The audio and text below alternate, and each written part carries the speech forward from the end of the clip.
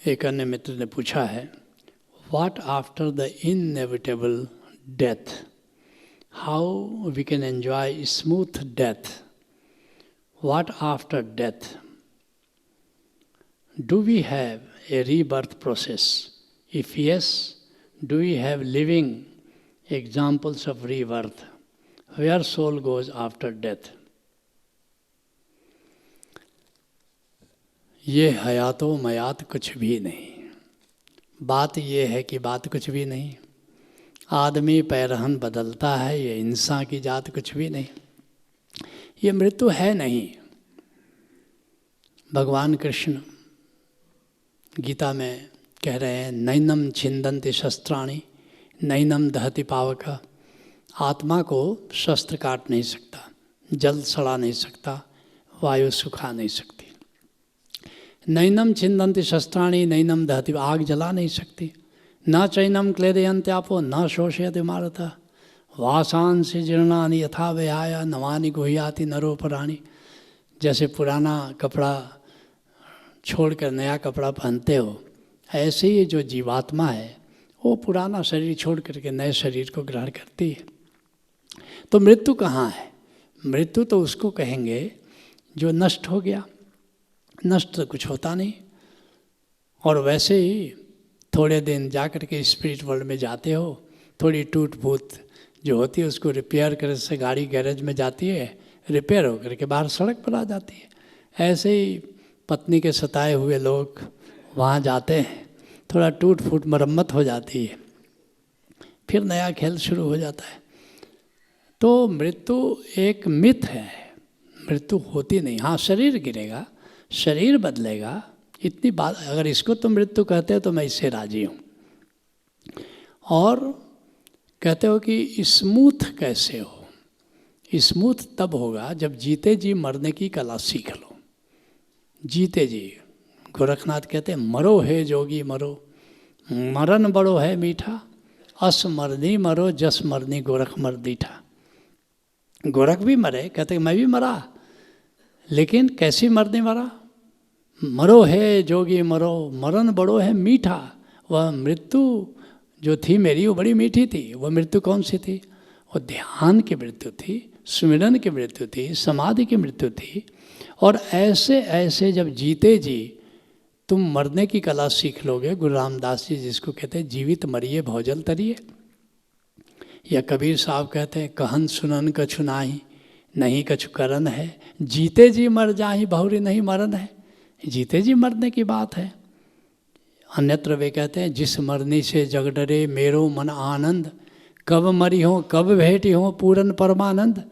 इस मृत्यु से तो सारा जगत डरता है, लेकिन कबीर कह रहे हैं कि मुझे तो प्रतीक्षा रहती है कि कब वो मृत्यु आए, क्योंकि वह मृत्यु जीते जी मरने की बात है।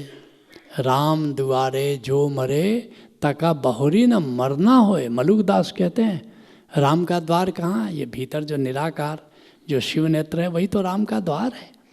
तो अगर तुम जीते जी मरने की कला जान लो, वह जीते जी मरना क्या है? ध्यान में। जैसे बाहर के संसार का बोध समाप्त हो गया और थोड़ा गहरा गए तो समाधि में चले गए और गहरा डुबकी लग गई। वैसे ही नाद है, दूर है, अमृत है, इसके माध्यम से तुम सुमिरन में डूबने की कला जान गए तो बाहर के संसार का समाप्त हो गया अस्तित्व तुम्हारे लिए। मृत्यु में होता क्या है? मृत्यु में चेतना सिकुड़ना शुरू कर देती है और सारे कष्ट समाप्त हो जाते हैं। लोग मृत्यु से क्यों डरते हैं? क्योंकि अधिकतर मृत्यु रोग के बाद होती है और रोग में बड़ा कष्ट होता है। तो हम सोचते हैं कि मृत्यु बड़ा कष्टदायक है। मृत्यु में जरा भी कष्ट नहीं होता। जैसे ही मृत्यु की प्रक्रिया शुरू होती है, कैसे शुरू हो जाती है? अंगूठे से शुरू आती है, चेतना सिकुड़ना शुरू हो जाती है। फिर इंद्रियों का फोकस समाप्त होना शुरू होता है।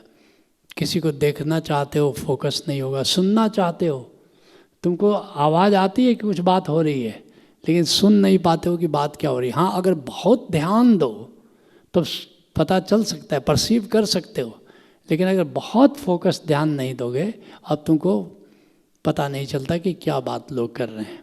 क्यों? अब चेतना सिकुड़ना शुरू हो जाती है और सिकुड़ते सिकुड़ते ऊपर किसी केंद्र से निकल जाती है, निकल करके जीवात्मा के रूप में फिर अपना स्पिरिट वर्ल्ड में चल पड़ती है।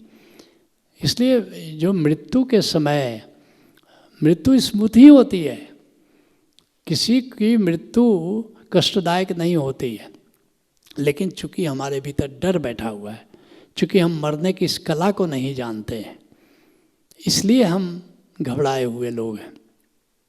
सुकरात को जहर दिया जा रहा है और सुकरात जो जहर पीस रहा है उसको बोलता है कि तुम देरी क्यों लगा रहे हो। वो भी जानबूझ करके देरी कर रहा है। सुकरात जैसा व्यक्ति जितनी देर और जी ले थोड़ा सा, अरे मैं तो देखना चाहता हूँ, मैं तो मृत्यु का मजा लेना चाहता हूँ, और तुम हो कि पीछे ही चले जा रहे हो।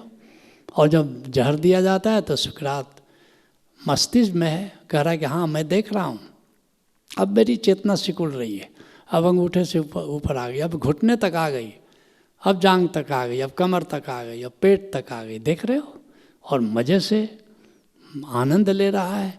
ऐसे ही अगर तुम समाधि की कला जानते हो, अगर तुम सुमिरन की कला जानते हो, तो जिस समय मृत्यु हो गई उस समय तुम भी देखोगे कि वाह क्या बात है, क्या यात्रा है, क्या मज़े की यात्रा। तभी तो अमृत वर्षा लिखा ना, अमृत वर्षा इसलिए हम कहते हैं हमारे सन्यासी जहाँ भी मृत्यु में जाएं और मृत्यु के बाद जब उनकी शव यात्रा निकले तो अमृत वर्षा बजाओ, राम आ गया, राम आ गया। ऐसी मस्ती भरी यात्रा मृत्यु की होनी चाहिए। तो निश्चित रूप से अगर तुम्हें समाधि की कला आती है, सुमिरन की कला आती है, तो ध्यान की कला आती है, तो बिल्कुल ही स्मूथ मृत्यु ही होती है। और मैं तुमसे और एक बात बताऊं, तुम्हारे लिए नहीं, लेकिन जो साधना नहीं करते हैं उनके लिए मृत्यु बेला जब आ गई, आर्सेनिक 10 mg का एक डोज दे दो, सारी चिंता खत्म। एक साधक की तरह मृत्यु का वर्ण करेगा, न कोई दर्द होगा, न कोई बेचैनी होगी, न कोई अशांति होगी। मरना होगा तो शांति से मरेगा, नहीं मरना होगा तो जीवित हो जाएगा। दोनों बातें। आर्सेनिक 10 mg एक मरते व्यक्ति को जीवित कर सकता है, फिर भी अगर विदा होगा तो बिल्कुल शांति और आनंद में विदा होगा।